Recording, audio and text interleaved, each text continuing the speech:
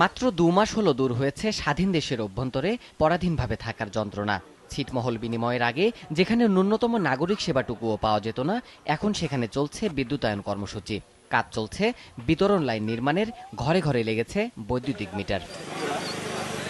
গত ৩১ জুলাই মধ্যরাতে বাংলাদেশের অংশ হয়ে যাওয়া সাবেক ১১১টি ছিটমহলে উন্নয়নের প্রাথমিক পদক্ষেপ হিসেবে বিদ্যুৎ সংযোগ দেওয়ার উদ্যোগ নিয়েছে সরকার। বৃহস্পতিবার প্রধানমন্ত্রী শেখ হাসিনা নিজে এসে উদ্বোধন করবেন এই কর্মসূচি। স্বাধীন ভূমিতে বিদ্যুতের আলো উৎফুল্ল করেছে সেখানকার অধিবাসীদের। সরকার আমাদের দিকে নেক নজর দিছে।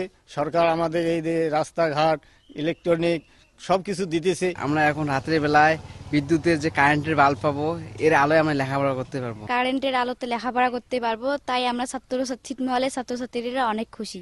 পল্লী বিদ্যুতায়ন বোর্ডের তথ্য অনুযায়ী বিলুপ্ত ১১১টি ছিটমহলের মধ্যে ৫২টি পল্লী বিদ্যুৎ সমিতি ঠাকুরগাঁও, পঞ্চগড় এবং কুড়িগ্রামের আওতাভুক্ত। প্রথম পর্যায়ে বৃহস্পতিবার কুড়িগ্রামের ফুলবাড়ির দাসিয়ারছড়া, পঞ্চগড়ের দেবীগঞ্জ ও বোদায় ৫টি ও নীলফামারীর ডিমলা উপজেলার ৪টি বিলুপ্ত ছিটমহল বিদ্যুৎ সুবিধার আওতায় আসছে। বিদ্যুতায়ন কর্মসূচিকে সফল করতে এরই মধ্যে কুড়িগ্রামে সব প্রস্তুতি শেষ করেছে পল্লী বিদ্যুতের মাঠ পর্যায়ের কর্মকর্তারা। দাসিয়ারছড়ায় ৫০ কিলোমিটার বিদ্যুৎ সরবরাহ লাইন নির্মাণের মাধ্যমে ১৯০৬ জন গ্রাহককে বিদ্যুৎ সংযোগ দেওয়ার কাজ চলছে। ইতিমধ্যে ১৭ কিলোমিটার লাইন নির্মাণ কাজ শেষ হয়েছে।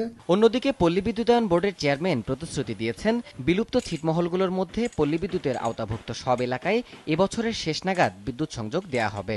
কুড়িগ্রাম, নীলফামারী এবং ঠাকুরগাঁও এই ৩টা সমিতির 10টা ছিটমহলে আপনার যে জনগণগুলো বাস করে তাদের জন্য আমরা ৪৫ কিলোমিটার লাইন নির্মাণ করেছি। ৩২টাতে আমাদের প্রায় ৩০০ কিলোমিটার লাইন নির্মাণ করা লাগবে। দ্রুততার সাথে কাজ করার জন্য আমরা বদ্ধপরিকর এবং তাদেরকে ইনশাল্লাহ এই বছরেই অর্থাৎ নভেম্বর-ডিসেম্বরের মধ্যে আমরা তাদেরকে বিদ্যুৎ সংযোগ দিয়ে দেব।